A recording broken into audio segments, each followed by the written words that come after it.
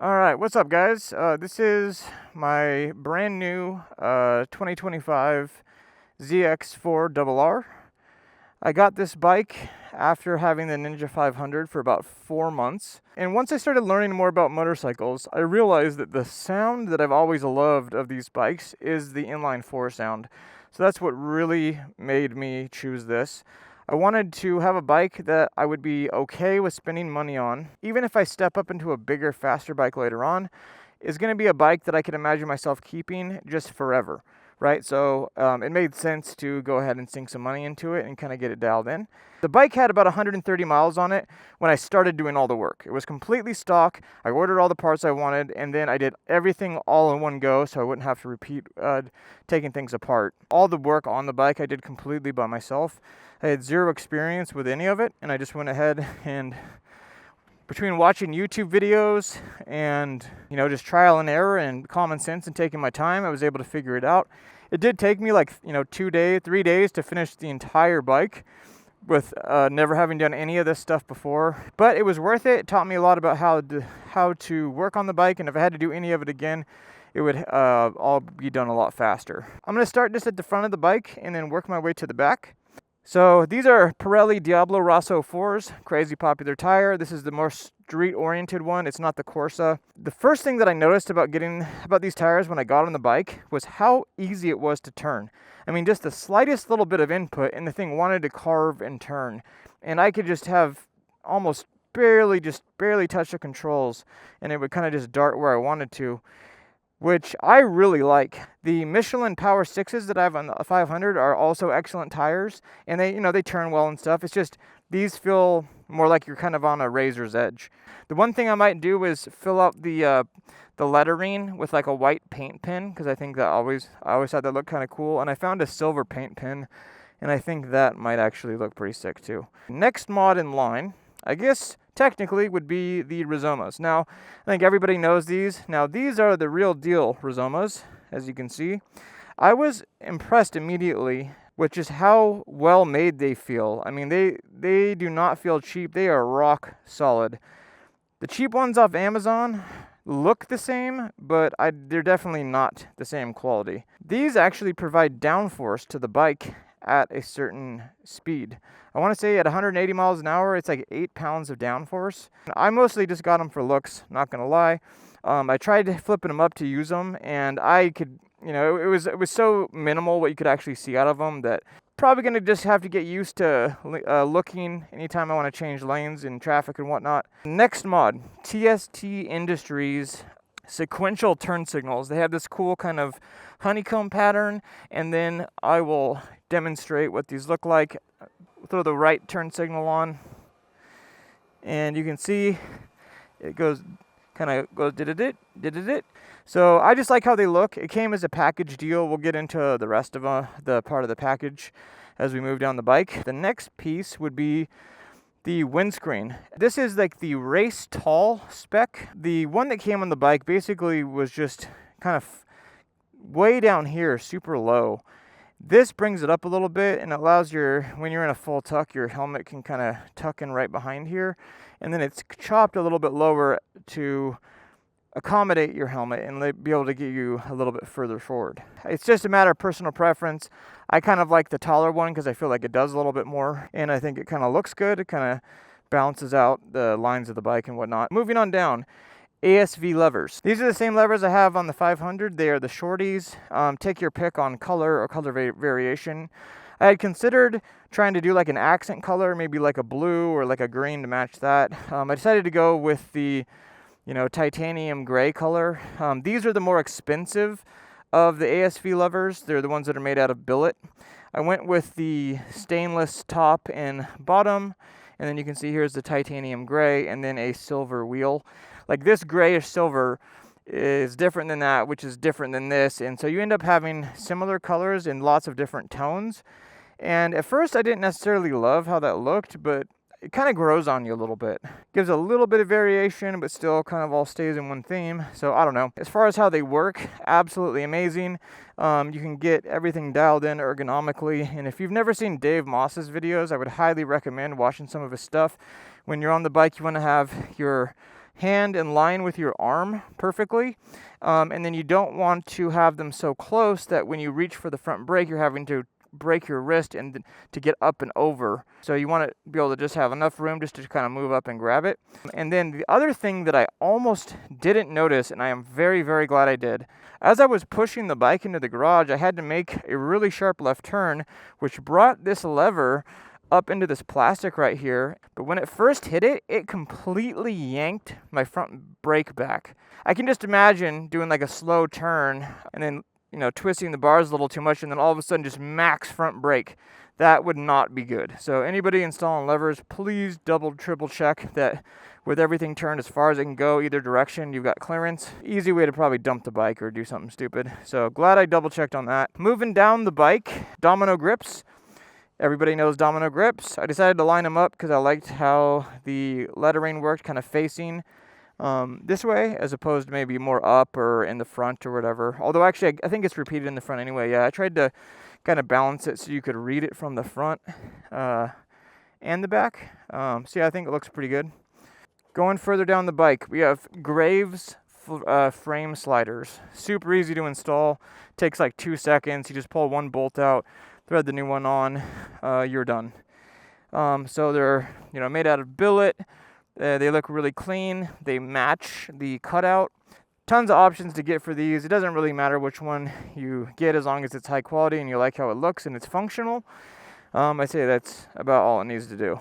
Next mod would be these guys. Now, of all the ones that I got, this was one that I actually noticed when I first got on the bike. I didn't think that these would be as comfortable and improve riding and feel of the bike as much as they do. You know, when you've got jeans or whatever on this, it is so slippery that you find yourself gripping harder than you need to, because otherwise you're kind of sliding around. And with these, wherever you lock your legs in, they just perfectly stay. There's two kinds they make. These are the thicker ones. One, I think they look awesome, kind of big and beefy. I like the pattern. It kind of matches the this kind of look, and it kind of matches the Graves frame sliders. Of all the different mods I put on as far as feel, I'm gonna go probably number 3, possibly no, number 2, as far as like rider improvement and how it felt just out the jump. I am never having another bike again without a good set of these on. It's not just about the grip part of it. There's actually like some comfort you get from it because there's some give and some squishiness. And so when you've got your, you know, whatever your pants or whatever you're wearing, it just kind of makes it a little bit more comfortable. I was really not expecting that and not expecting to like it so much, but I really did. And it's a cheap upgrade. Next mod going down the line, these are the Graves rear sets. I thought these were pretty neat because these guards for like your ankle or your boot to rest against. This one is actually lowered down so you can get to your shock easy. They're really, really well made. As you can see, these don't bend at all. They're a little bit longer too. I noticed when I would be duck walking the bike, my legs would be kind of running into them because I'm not used to them sticking out so far. They take all the slop and the softness out of the stock set, and it is just a very distinctive clicky kind of feeling. And I still have the stock shifting mechanism. I'm probably going to upgrade that to the Graves quick shifter because apparently that makes the feel even better. But the biggest part of the rear sets that was actually a huge improvement was the rider triangle part of it. The old rear sets are way down here. The new rear sets are so much higher that it gets your legs kind of more, instead of being this angle, it kind of keeps them more in line with the tank and the frame, and you're way more squatted up on the bike. And it was a really weird thing to get used to when I first got on the bike. Of all the things that I noticed that stood out the most, that was absolutely it. If I could only choose a few of the mods on here, those would be very, very high on the list. And of course there's lots of ways to adjust them. I have them all kind of set in the middle. I wanted to leave them in the middle and then adjust it after I rode for a little bit. I've adjusted the lever a few times. I have had a few missed upshifts because I'm not riding with the quick shifter, and that is telling me that probably this needs to come down more, because if you have too much leverage to press down, you're gonna have a little bit less flicking up, and that'll lead to the missed upshifts. Last and definitely not least, the beautiful Graves Works Tube exhaust, full titanium. You can see the new headers. The reason why I chose the Graves exhaust over any other company exhaust was because in a lot of the aftermarket headers, they're designed for the ZX4-RR, the 250cc version of this bike, and these headers are smaller, whereas the Graves ones are specifically made for this bike, and they're the proper size for the ZX4-RR. That is what sold me on them. Gotta love the look of the carbon. This hanger right here, not only does it match their rear sets perfectly, but this whole assembly weighs so much less than the stock one. It's actually crazy. I wouldn't be surprised if I pulled 15 or 20 pounds off the bike just on the exhaust alone. So not only do you save weight here, but you end up deleting the O2 sensor, and that's not like something you can or can't do. If you're gonna go the full exhaust, you have to get rid of the O2 sensor. Then you have to block off the pair valves. I wanna say it's called like the AIS. I can't remember exactly what it's called. Underneath the tank where the ECU is, and underneath the air box, there's the whole little pair valve thing you have to take off, and then once the whole thing's removed, you have these square plates that you just cover the hole left behind because the whole mechanism's coming out. That weighs a good chunk of weight. The O2 sensor is just kind of a cable, so it doesn't weigh a whole lot.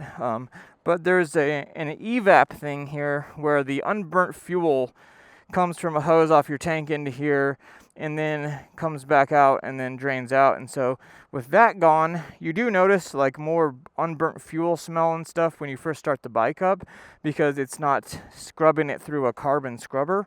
But that's even more weight savings, and as far as I know, just one more way they're able to up the performance of the bike. Here are the integrated TST Industry lights. Now, obviously, these are not legal. You're supposed to have turn signals in the back that are so much of a distance apart, but I think they look. I hate having the big ugly diaper on the back of the bike. I think it looks so much better without it. So I got the TST Industries smoked version instead of clear, and it is the integrated sequential turn signal. So I'll turn the bike back on, and we'll turn the left signal on, and you'll see that the brake light still activates on the other two, but this one acts as your turn signal. And the other neat thing, and it might be kind of hard, obviously the right looks the same. It has different modes that you can set, but when you pull in the brake right now, the lights flash really quickly, all of them, and then they go solid red. So it's almost like a way of alerting the driver and to catch their attention. I'll see if I can just trip it really quick and get back here. Nah, it didn't really show it.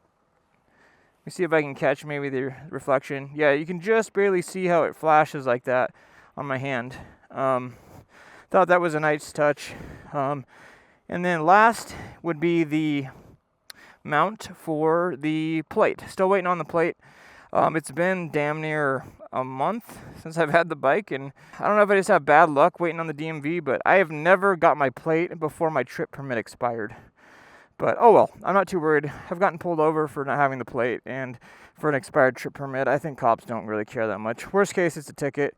It's not going to stop me from riding. I'm trying to think if there's anything I missed. Gas cap. Now, I love having this here just because when you pull up to the gas station and you're paying on your phone, or if you're not needing to take your gloves and your gear off, and then you can just unscrew this real easy. You don't have to get your key out and fumble with the lock and all that bullshit. This just makes it more convenient, cooler, saves a little bit of weight, and looks better, and isn't too expensive. And yeah, I think it kind of ties the whole thing together pretty well. The only thing I think I might consider doing to the bike at this point would be possibly some sort of a wrap, new graphics, possibly. Maybe perhaps with the tire lettering, the bike could pop a little bit more. Let's turn her on, and we're gonna get one cold start, just so you can hear it. All right.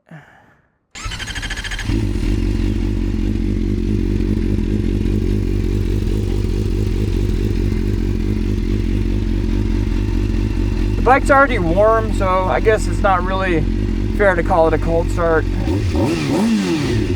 But man, do I like how that Graves exhaust sounds. And at the higher RPMs, I mean, she really sings. I could be going real slow and this just kind of putting around, and that exhaust with the inline 4 makes the entire ride exciting. So one of my friends just showed up. I'm gonna give her a couple quick good revs real quick before I piss off the neighbors too much.